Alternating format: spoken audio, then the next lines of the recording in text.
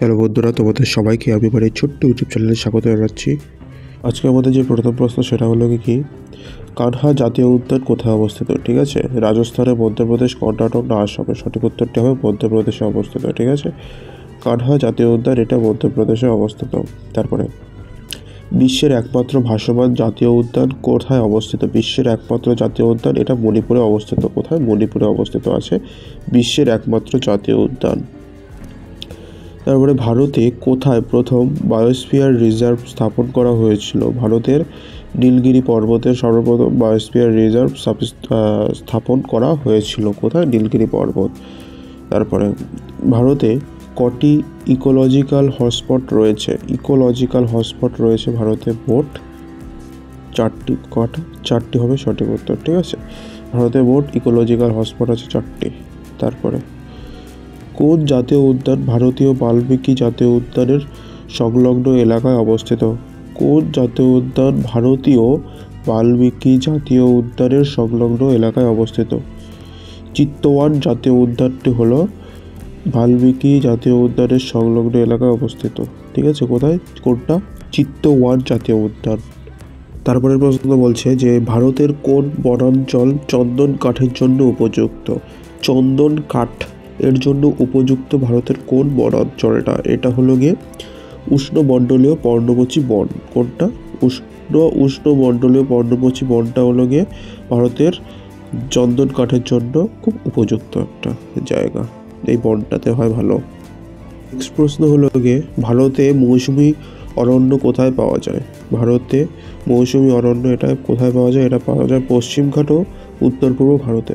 পশ্চিম ঘাট ও উত্তর পূর্ব ভারতে পাওয়া যায়। তারপরে ক্রিকেট ব্যাট তৈরির জন্য ব্যবহৃত উইলো কোন বনাঞ্চলে পাওয়া যায়? ক্রিকেট ব্যাট তৈরির জন্য ব্যবহৃত উইলো এটা পাওয়া যায় হলো গিয়ে শীতলমণ্ডলীয় শঙ্কু আকৃতির বনাঞ্চলীয় থেকে এটা পাওয়া যায়। শীতলমণ্ডলীয় শঙ্কু আকৃতির বনাঞ্চল থেকে এই ক্রিকেট ব্যাট তৈরির যে উইলো, যে কাঠগুলো, এগুলো পাওয়া যায়।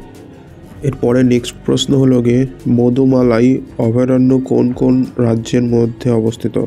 মধুমালাই অভয়ারণ্য এটি অবস্থিত তামিলনাড়ু, কর্ণাটক আর কেরালা। তামিলনাড়ু, কর্ণাটক ও কেরালা রাজ্যের মধ্যে অবস্থিত। তারপরে আজকে লাস্ট প্রশ্ন, ভারতের কোন অঞ্চলে গ্রীষ্মমণ্ডলীয় বর্ষাবন পাওয়া যায়? ভারতের কোন অঞ্চলে গ্রীষ্মমণ্ডলীয় বর্ষাবন পাওয়া যায়? এটা হলো গিয়ে পশ্চিমঘাট ও উত্তর পূর্ব ভারতে এই গ্রীষ্মমণ্ডলীয় বর্ষাবন পাওয়া যায়। কোনটা? পশ্চিমঘাট এবং উত্তর পূর্ব ভারতে। ঠিক আছে, একটু রিভাইজ করি তাহলে। দেখো, ভারতের কোন অঞ্চলে গ্রীষ্মমণ্ডলীয় বর্ষাবন পাওয়া যায়? এটা হলো গিয়ে পশ্চিমঘাট ও উত্তর পূর্ব ভারতের সাইডটায় পাওয়া যায়। তারপরে মধুমালাই অভয়ারণ্য এটা অবস্থিত তামিলনাড়ু, কর্ণাটক, কেরালা এই 3টে রাজ্যের মধ্যে নিয়ে এই মধুমালাই অভয়ারণ্যটা অবস্থিত। তারপরে ক্রিকেট ব্যাট তৈরির জন্য যে উইলো এটা পাওয়া যায় হলো গিয়ে শীতলমণ্ডলীয় শঙ্কু আকৃতির বন থেকে এটা পাওয়া যায় উইলোটা। ভারতে মৌসুমী অভয়ারণ্য কোথায় আছে? এটা আছে হলো গিয়ে পশ্চিমঘাট ও উত্তর পূর্ব ভারতে। ঠিক আছে, মৌসুমী অভয়ারণ্য আছে।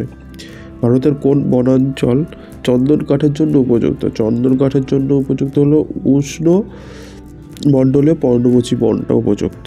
তারপরে কোন জাতীয় উদ্যান ভারতীয় বাল্মীকি জাতীয় উদ্যানের সংলগ্ন এলাকায় অবস্থিত? এটা চিত্তওয়ান জাতীয় উদ্যানটি অবস্থিত। ঠিক আছে, ভারতের কটি ইকোলজিক্যাল হটস্পট রয়েছে? এটা ভারতে 4টি ইকোলজিক্যাল হটস্পট রয়েছে।